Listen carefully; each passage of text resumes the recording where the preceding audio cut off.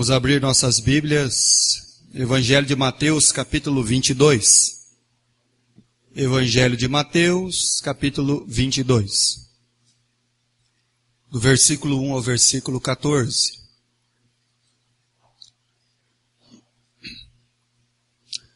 Mateus, capítulo 22, do versículo 1 ao versículo 14. Parábola das bodas. De novo entrou Jesus a falar por parábolas, dizendo-lhes: o reino dos céus é semelhante a um rei que celebrou as bodas de seu filho. Então enviou os seus servos a chamar os convidados para as bodas, mas eles não quiseram vir. Enviou ainda outros servos, com este recado: dizei aos convidados: eis que já preparei o meu banquete. Os meus bois e cevados já foram abatidos. Tudo está pronto. Vinde para as bodas. Eles, porém, não se importaram e se foram, um para o seu campo, outro para o seu negócio. E outros, agarrando os servos, os maltrataram e mataram. O rei ficou irado e, enviando as suas tropas, exterminou aqueles assassinos e lhes incendiou a cidade.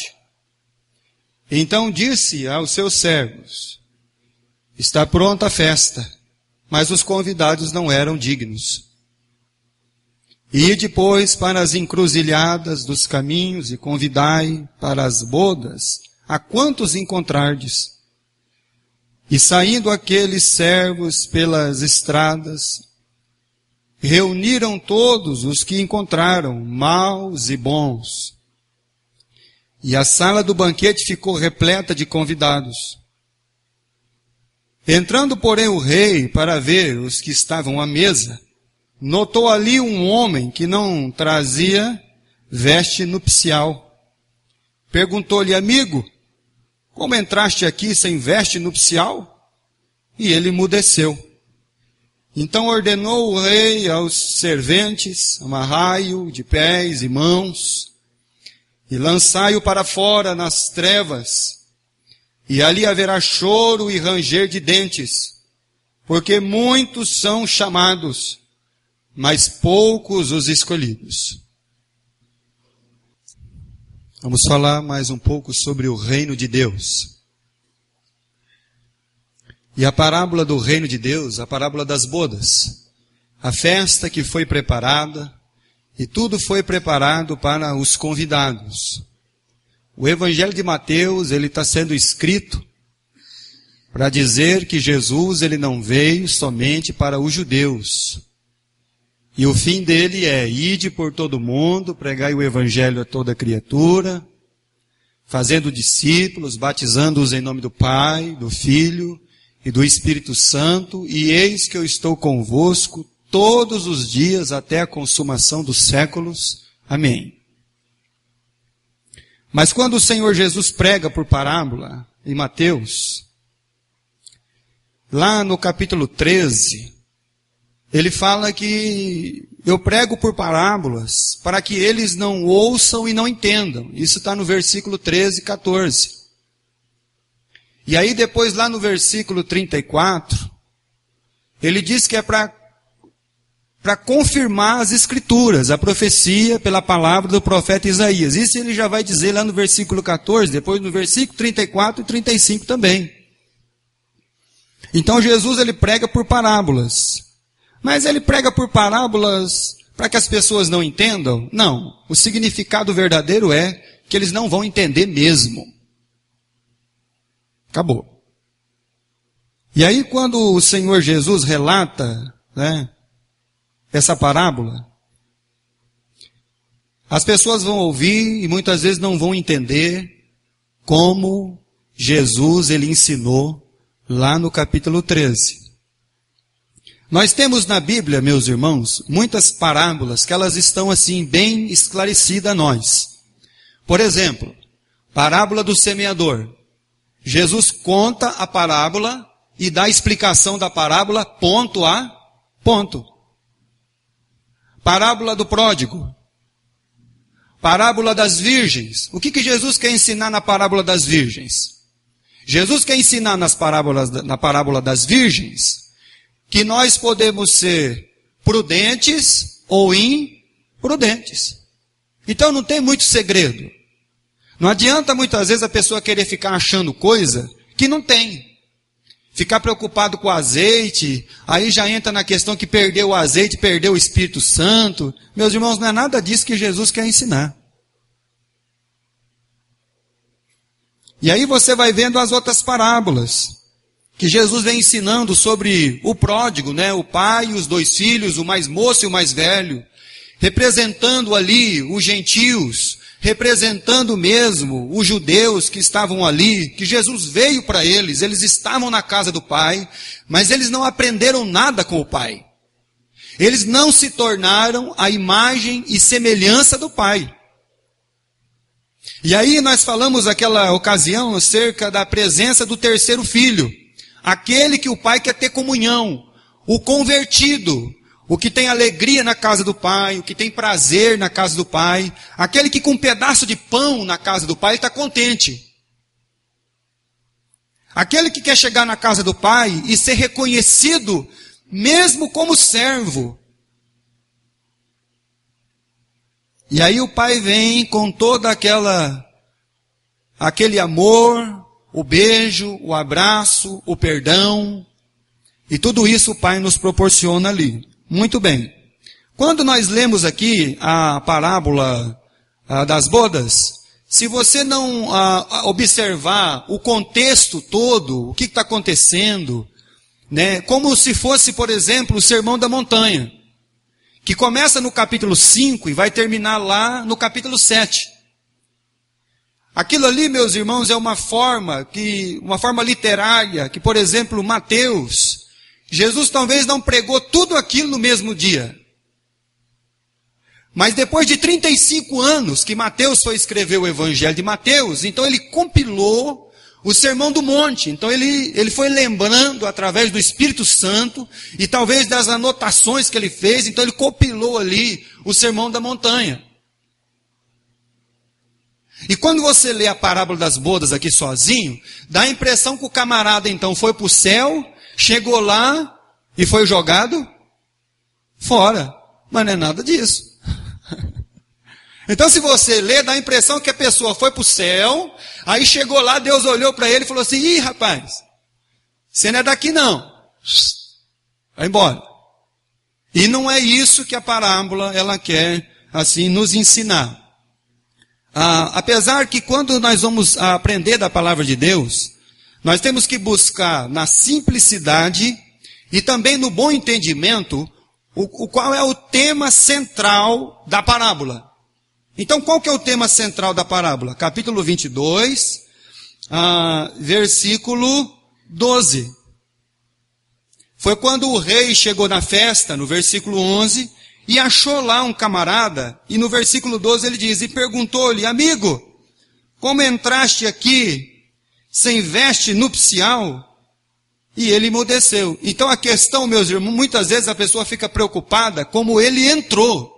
Mas na verdade, o que a parábola quer me ensinar aqui, é que não pode o quê? Entrar.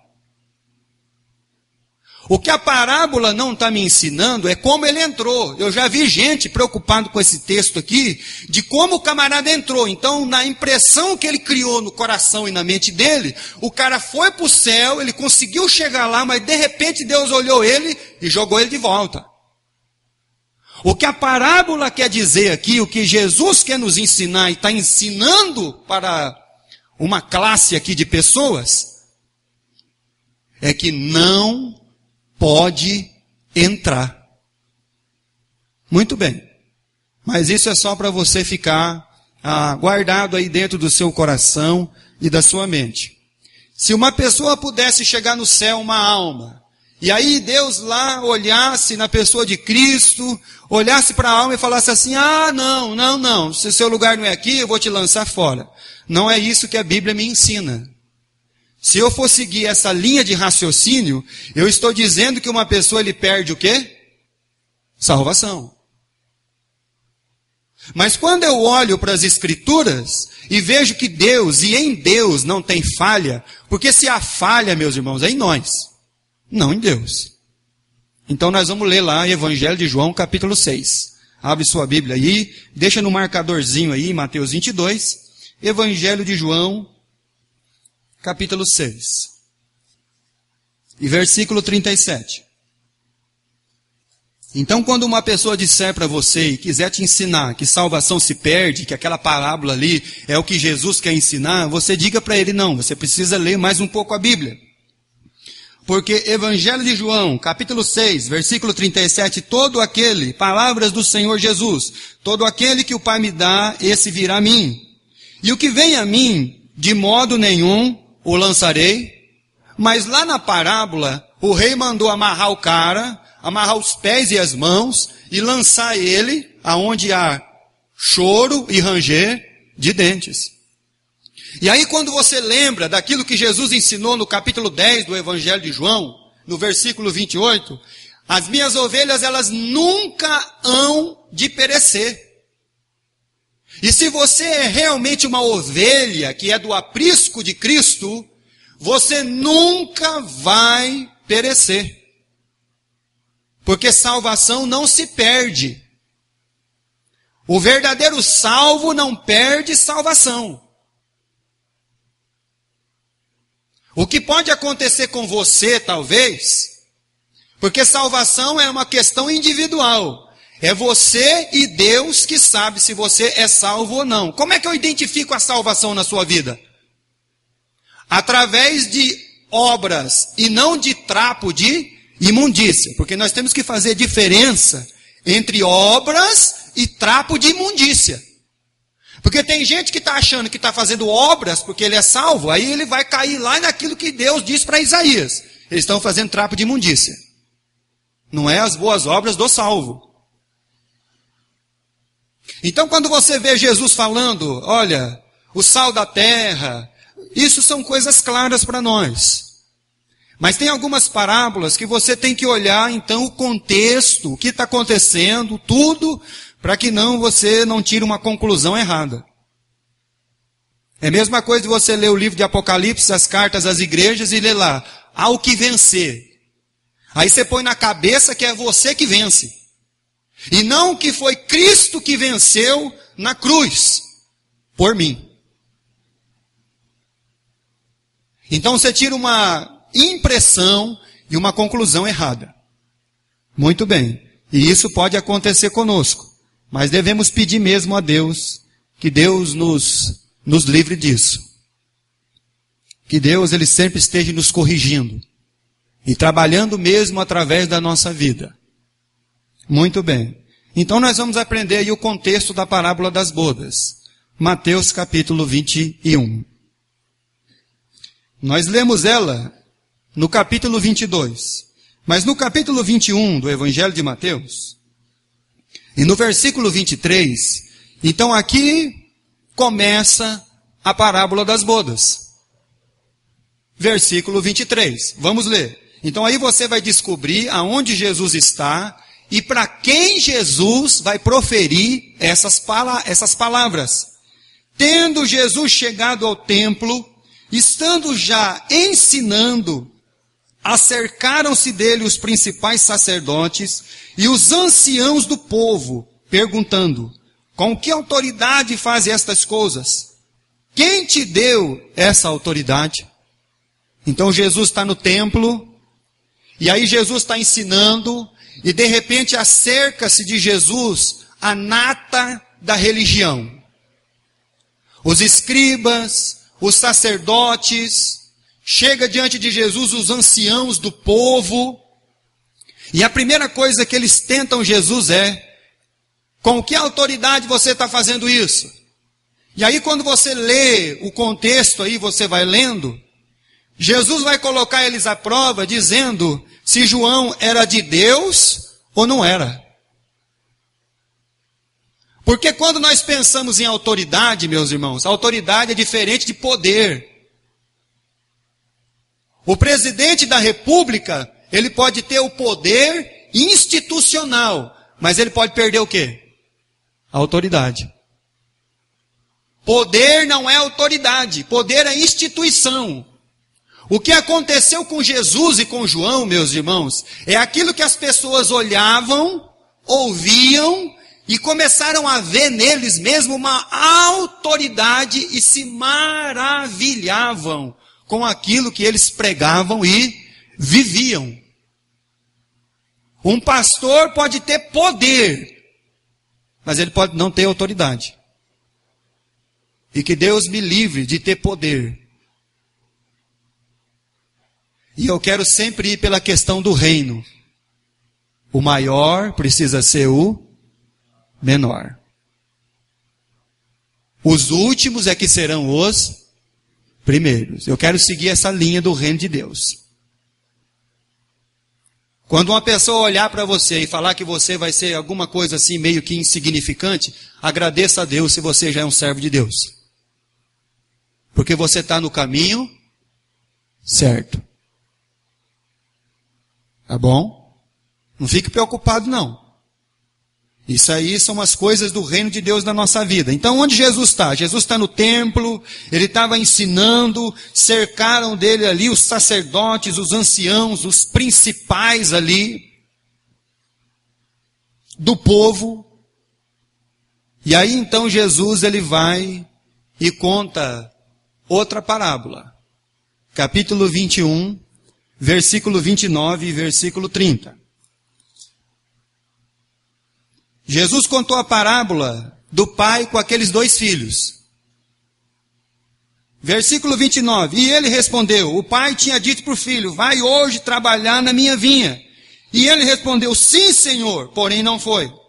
Dirigindo-se ao segundo, disse-lhe na mesma coisa, mas este respondeu, não quero. Depois, arrependido, foi. Então, o que Jesus está dizendo? Olha, Jesus está ensinando, Jesus está falando aos corações, a primeira coisa que eles indagaram Jesus é acerca da autoridade.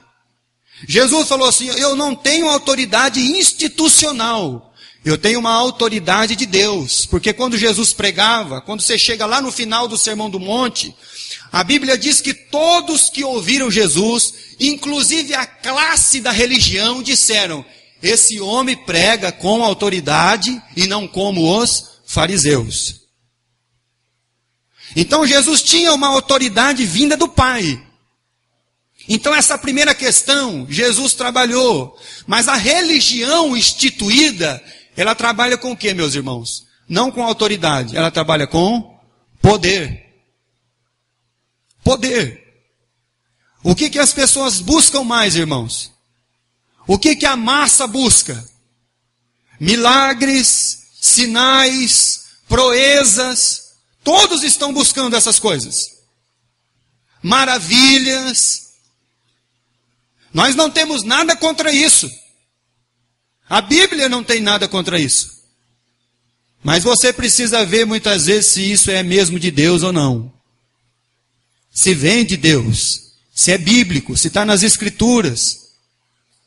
E aí Jesus está lá, contou a parábola e disse para eles o seguinte, não adianta conhecer a doutrina, não adianta conhecer a teologia, porque o pai falou para o filho, filho, vai hoje na minha vinha. Ele falou, eu vou, eu conheço, eu sei o trabalho. E não. Então Jesus está dizendo o que para eles? Vocês conhecem, vocês sabem, mas vocês não obedecem. E aí Jesus olhou para o outro filho, e o filho lá, que não sabia muita coisa, que estava lá, e o pai falou para ele assim, filho, vai na minha vinha. Ele falou, não quero. Mas arrependido foi. Que interessante, meus irmãos. Talvez, e tenho certeza plena disso, que nós temos pessoas nesse mundo, nessa cidade, nesse estado e nesse país, que sabe menos de Bíblia do que você e obedece mais do que você. Talvez a pessoa não conheça os princípios da teologia e tudo mais, mas ele tem uma obediência tão grande ao Pai que supera a nossa. E Jesus está dizendo isso para eles. E eles estão ouvindo isso de Jesus. E aí, Jesus trabalhando nesses corações, o que Jesus quer dizer, meus irmãos? Jesus quer dizer aquilo que ele ensinou no Sermão da Montanha. Aquele que ouve a minha palavra e pratica, assemelhá-lo-ei ao homem prudente que edificou a sua casa sobre a rocha. Aquele que ouve a minha palavra e não pratica, assemelhá-lo-ei ao homem que construiu a sua casa em cima da areia. E aí Jesus chamou ele de nécio. Muito bem. E aí Jesus está dizendo para eles assim, olha, aquelas pessoas que vocês menos esperam, elas estão se arrependendo e estão vindo. E vocês que acham que estão no cume da nata, lá naquela nata do leite, toma cuidado. Que não adianta só você conhecer, ter a teologia, saber, mas não obedecer. Jesus trabalhou muito isso no coração deles. E aí depois Jesus conta uma outra parábola. A parábola dos lavradores maus, que é do versículo 33 ao 46.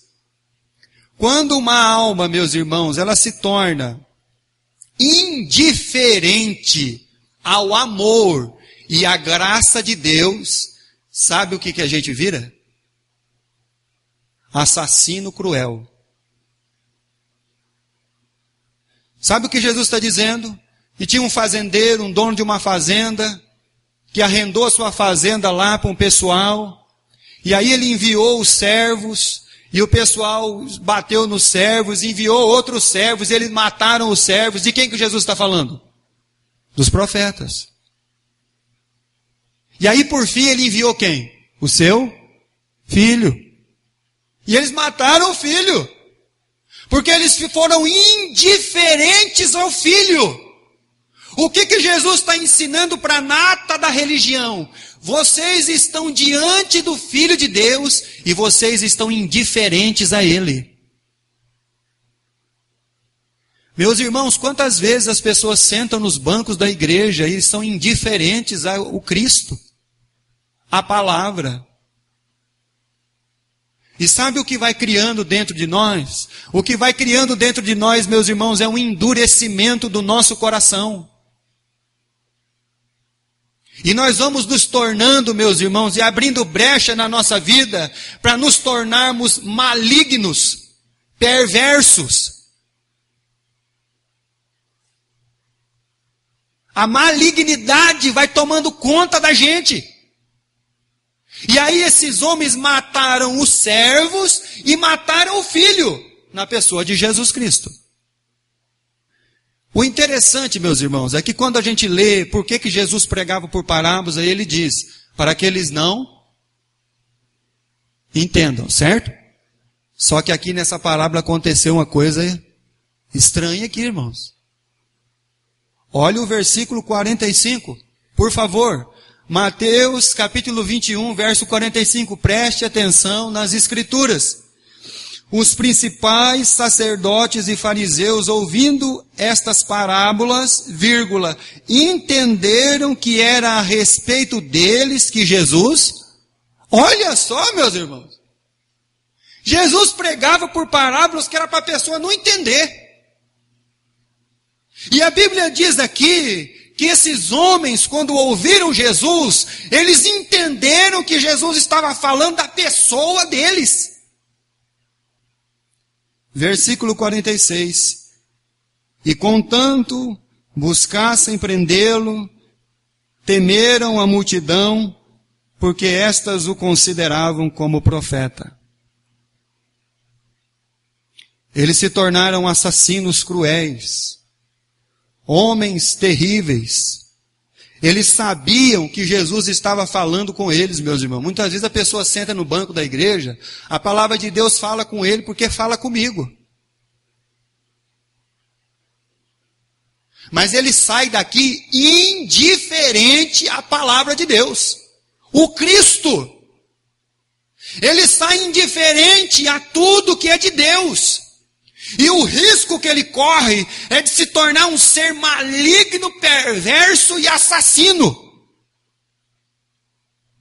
E a pessoa conhece a Bíblia, prega a Bíblia, fala de Deus, mas não vive nada do que fala. E aí a pessoa vira desse jeito aqui, ó. Qual que é o tema central da parábola? A questão não é como ele entrou. A questão é que não pode entrar. E aí você chega lá, todos os religiosos que cercaram Jesus, os homens da alta sociedade da religião, sábios e entendidos nas escrituras, Jesus olha para eles e diz assim: vocês não podem entrar. Porque vocês estão sem as vestes nupciais. Eu quero dizer uma coisa para você, meu amado irmão, minha amada irmã. Você já se sentiu algum dia sem as vestes nupciais?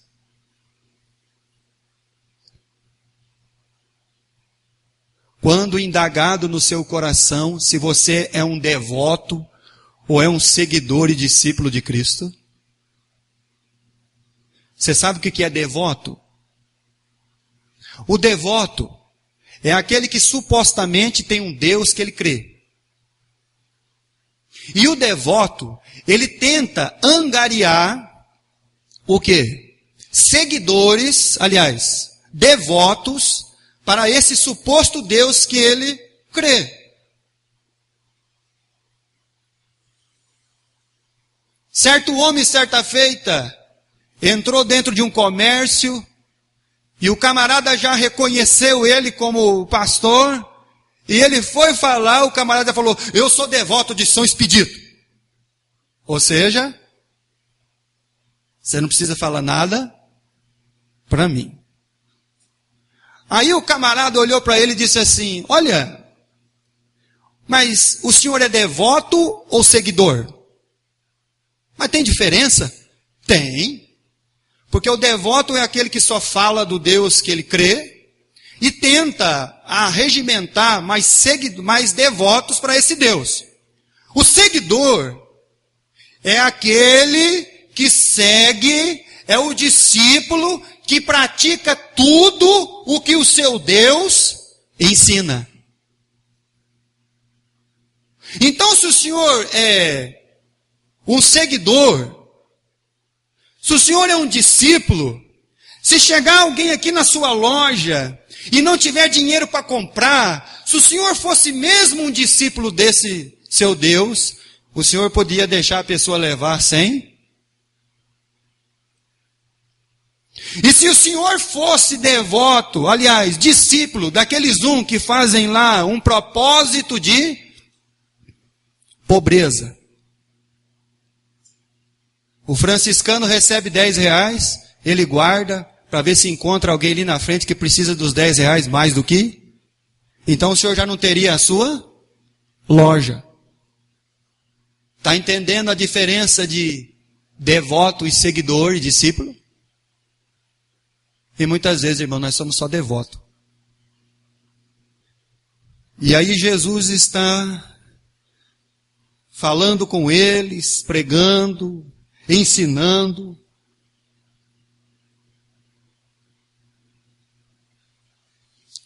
Uma outra coisa que Jesus vai identificar neles. Mateus capítulo 22, versículo 15. Esse é o contexto da parábola. Nós nem começamos na parábola ainda, tá bom?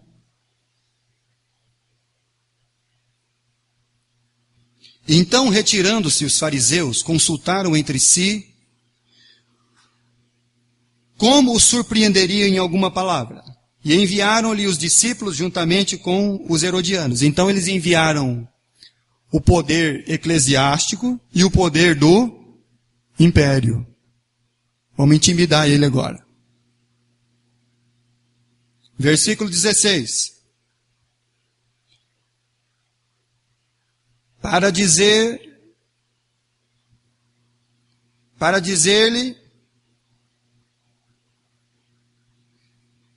Mestre, sabemos que és verdadeiro e que ensinas o caminho de Deus de acordo com a verdade, sem te importares com quem quer que seja, porque não olhas a aparência dos homens. Dize-nos, pois que te parece, é lícito pagar tributo a César ou não? Jesus, porém, conhecendo-lhes o quê? E o que muitas vezes tem dentro do nosso coração, meus irmãos? O que está encaracolado dentro do nosso coração?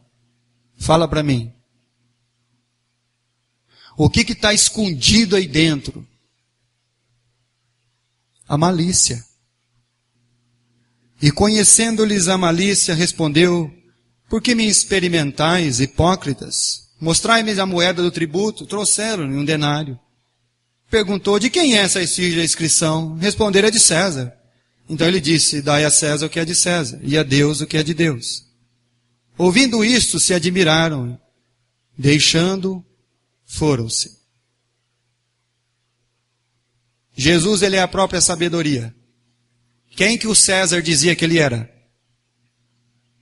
Deus. Todos os imperadores romanos se auto-intitularam Deus. O que Jesus disse? Dai a César o que é e a Deus, e a Deus. Então não coloca o César de paridade com Deus, porque ele não é. E muitas vezes o nosso coraçãozinho está cheio da malícia. Vamos para o contexto da parábola das bodas. Aliás, para o texto. O reino de Deus é semelhante a um rei, versículo 2, que celebrou a bodas de seu filho. E então enviou seus servos a chamar os convidados para as bodas, mas eles não quiseram vir. Enviou ainda outros servos com este recado, dizei aos convidados, eis que já preparei o meu banquete, os meus bois e cevados já foram abatidos, tudo está pronto, vinde para as bodas, vinde para a festa. Se os irmãos estão lembrados da parábola do pai e do filho mais novo e do mais velho, que é o pródigo, quando o filho salvo, transformado, o terceiro filho voltou, o que o pai preparou para ele, irmãos? Uma festa. Com um cevado para fazer a festa. E ele precisava do que, irmãos?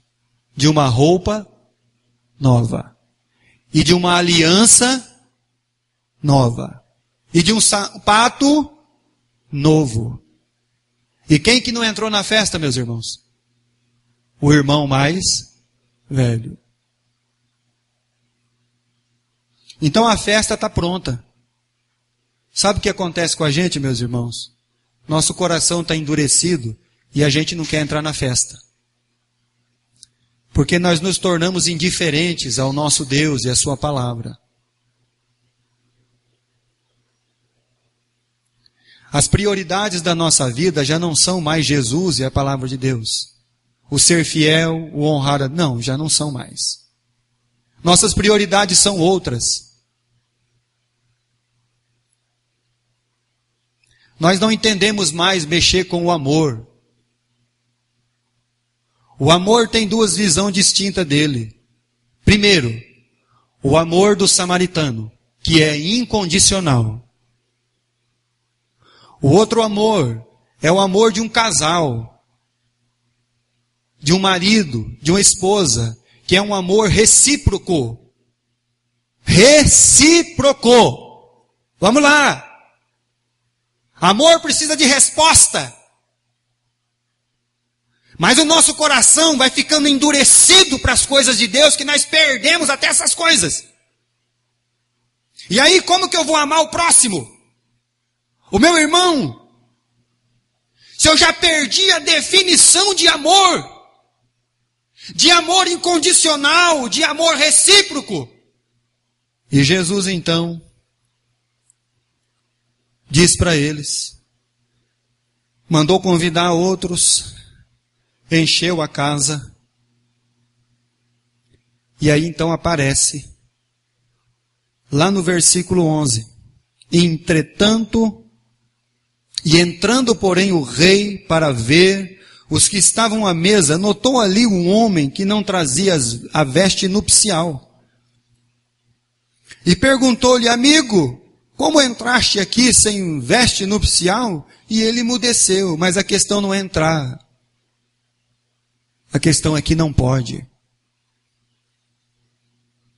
E o que Jesus está dizendo para nós, meus irmãos? Que não pode entrar na festa do reino se você não traja as vestes nupciais. Não pode participar da comunhão do reino de Deus se você não traja as vestes nupciais. Não pode fazer parte da noiva de Jesus se você não traja as vestes nupciais, a natureza, o caráter do Cristo. Até quando nós vamos ficar indiferentes ao nosso Deus e à sua palavra? Evangelho de João, capítulo 3. Quando Jesus pronunciou essa parábola, eu vejo muita semelhança dentro das Escrituras com o Evangelho de João, capítulo 3, e versículo 3. Aquele diálogo entre Jesus e Nicodemos. A isto respondeu Jesus, em verdade te digo, que se alguém não nascer de novo, não pode ver o reino de Deus. Versículo 5. Respondeu-lhe Jesus, em verdade te digo, quem não nascer da água e do Espírito, não pode entrar no reino de Deus. Não vai poder entrar. Não é que chegou lá e vai ser jogado fora. Não. É que não vai poder entrar. Não vai desfrutar.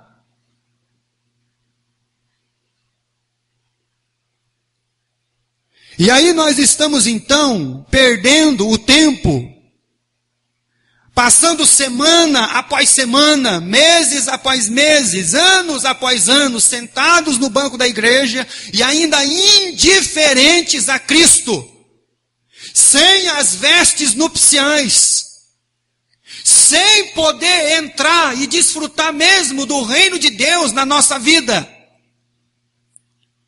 O problema nosso, meus irmãos, é que nós não desfrutamos de todas as bênçãos celestiais do reino de Deus.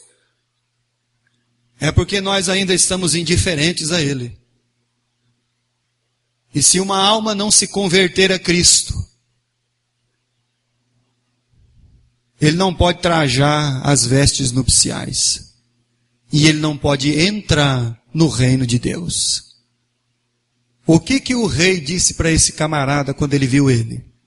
Rapaz, você não tem compromisso comigo. O que você está fazendo aqui?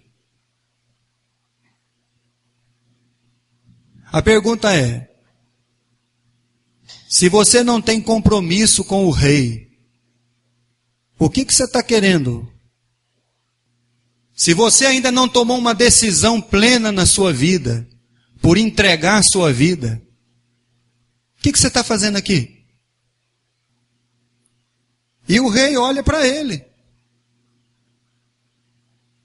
Por quê? Capítulo 21 de Mateus, versículo 32. Mateus 21, 32. Porque João veio a vós outros no caminho da justiça, e não acreditastes nele, ao passo que publicanos e meretrizes creram.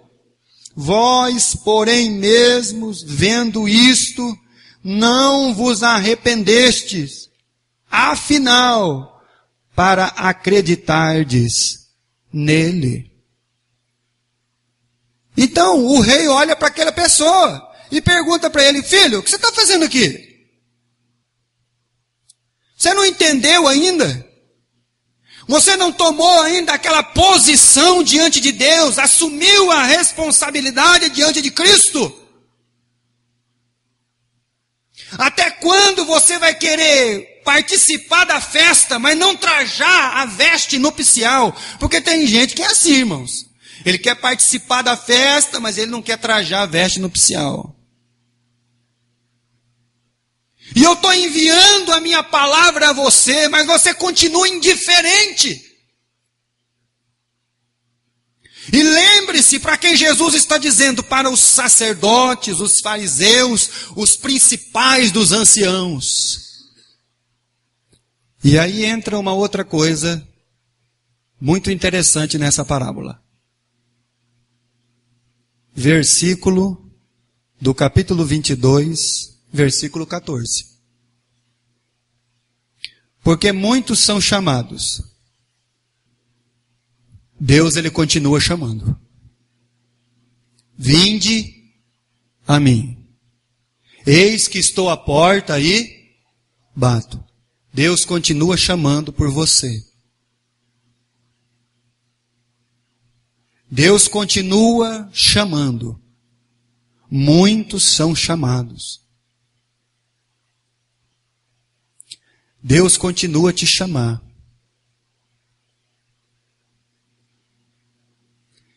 Muitos são chamados, poucos escolhidos.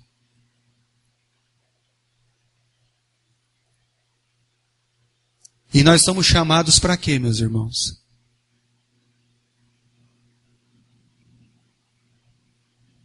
Paulo vai responder. Romanos capítulo 8. Abra sua Bíblia lá. Carta do apóstolo Paulo à igreja de Roma, capítulo 8, verso 29.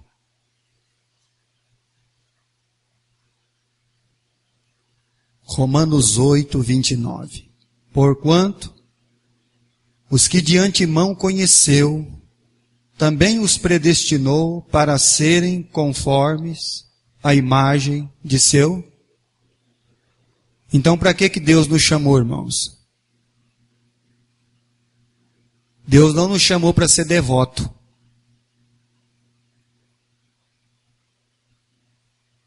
Deus, ele nos chamou, meus irmãos, para sermos aqueles que vamos ter 5 casas, e aí um dia você só vai ter 2. Porque aí você vai ver o que não tem. Deus, ele nos chamou para falar com o desprezado Zaqueu. Deus, ele nos chamou para pregar o evangelho no poço de Jacó para a mulher de Samaria, que já tinha quantos maridos?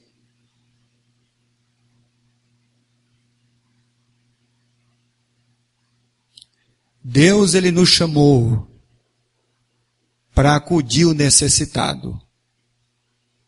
E isso nós só vamos conseguir fazer se nós formos a imagem de seu filho. O propósito de Deus para a nossa vida é sermos a imagem e semelhança do seu filho.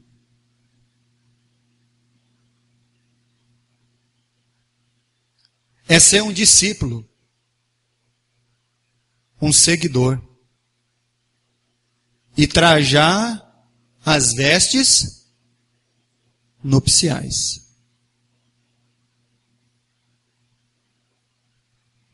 Apocalipse capítulo 3. Então a questão da parábola não é como ele entrou. A questão da parábola é, não pode entrar. Apocalipse capítulo 3. Verso 18.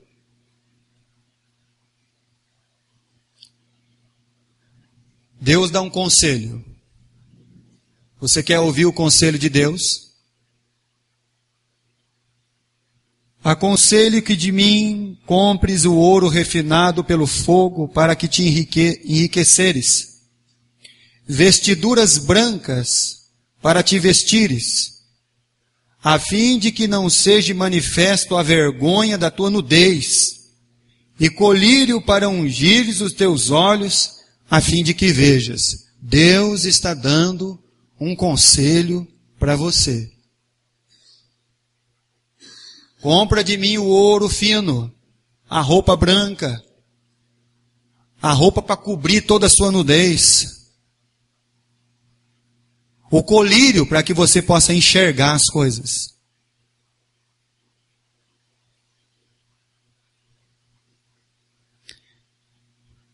E a roupa nupcial, meus irmãos, é para cobrir tudo mesmo. É para cobrir o pecado.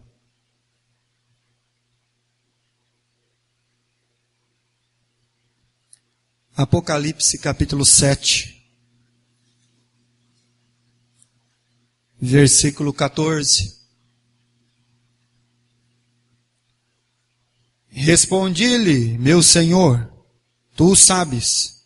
Ele então me disse, sabe estes, os que vêm da grande tribulação, lavaram as suas vestiduras e as alvejaram no sangue do Cordeiro. A roupa nupcial, ela foi lavada e alvejada pelo sangue do Cordeiro. E é por isso que nós podemos então participar da festa.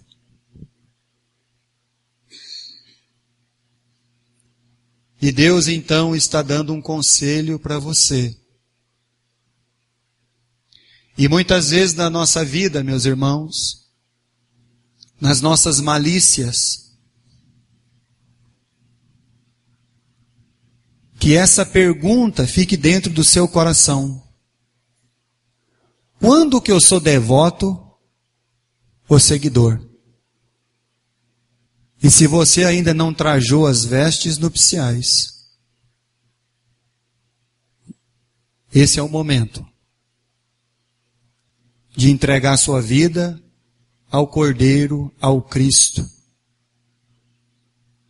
e tomar a decisão plena na sua vida.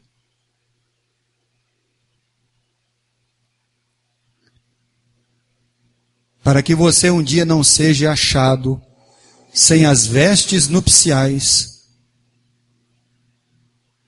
E aí vai ser lançado aonde tem choro e ranger de dentes. Cristo convida, vinde a mim.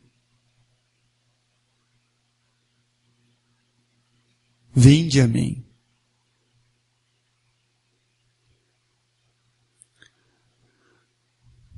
Vamos cantar mais um hino do cantor. Vou pedir para a irmã Roseli e a irmã Ana Laura. Hino 246. Vem agora. Hino 246 do cantor. Vem agora.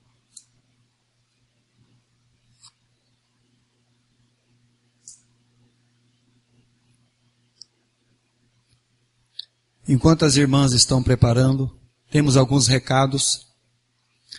Próximo domingo, culto de missões, E também nós vamos fazer a sessão que fazemos todos os anos, que realizamos todos os anos, tá bom? Então, secretários aí, com caderno, caneta.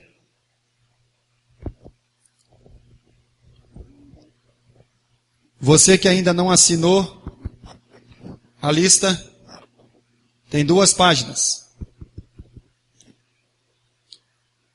Lista de presença. André, só tem essas 2? Só, né? Então tem mais 2 nomes vagos aqui. 2 nomes aqui e 2 nomes lá, as mesmas pessoas. Vão ter que assinar nas 2 vias.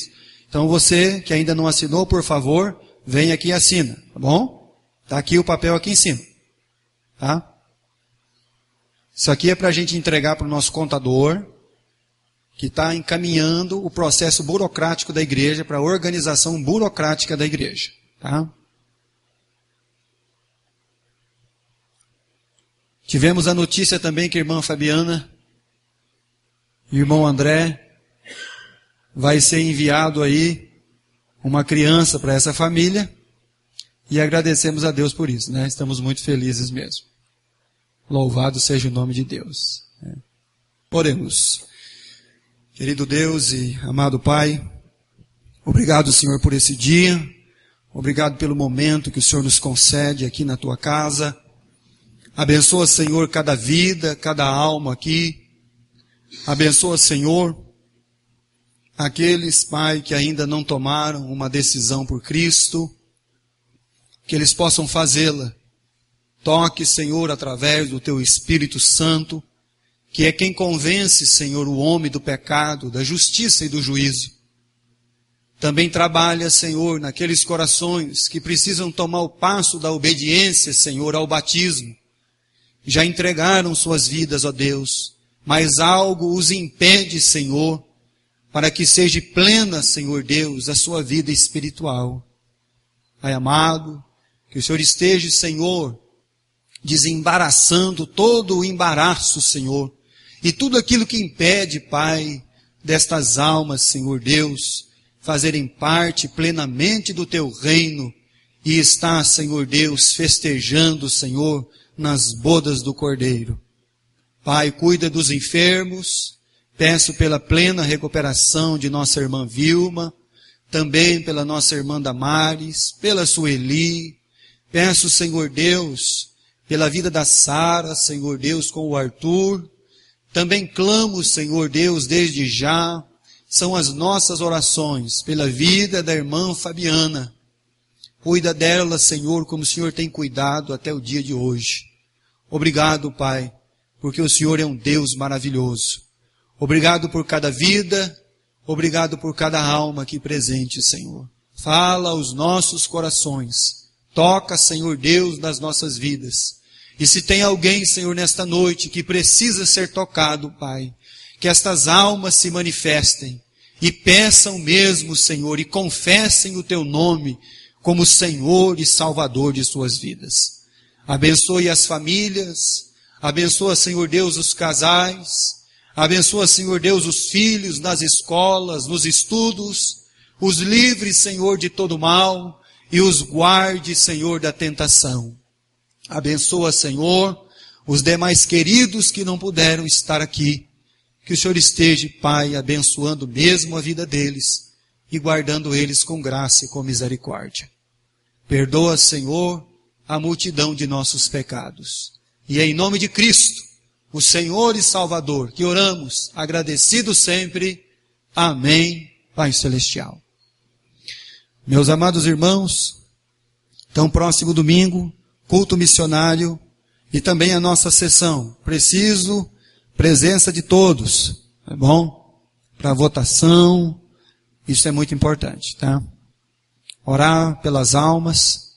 E também, irmãos, nós estávamos pensando, como feriado, mas amanhã alguns ainda de nossos irmãos estão trabalhando, né? Então nós vamos fazer uma reunião aqui, a partir das 18 horas, né, que você quiser chegar. Vamos fazer aqui uma janta, né? Uma jantinha simples. Vamos estar pegando um espetinho para assar. As mulheres aí combinem trazer um arroz, um feijão, um vinagrete, tudo bem simplesinho. E aí, não sei, talvez uns R$15 por família. E você trazer mais um refrigerante para você jantar aqui conosco, né? Fazer parte dessa comunhão, passar aqui momentos, horas agradáveis. Venha mesmo. Que Deus toque no seu coração. Vou deixar o irmão Luiz responsável, né? Pela questão da aquisição do dinheiro. R$15 por família. E mais um refrigerante. As mulheres, por favor, se reúnam.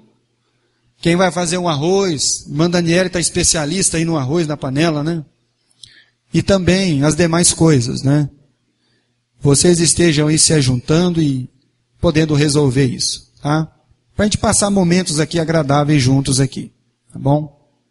Meus amados irmãos, então nós estamos então encerrados e que Deus abençoe a todos. E sexta-feira, pessoal do coral, 7h30, ensaio. Bom, sexta-feira, ensaio. Certo? Por favor, olha o compromisso com as coisas de Deus, tá? Que vão em paz e que Deus abençoe a todos.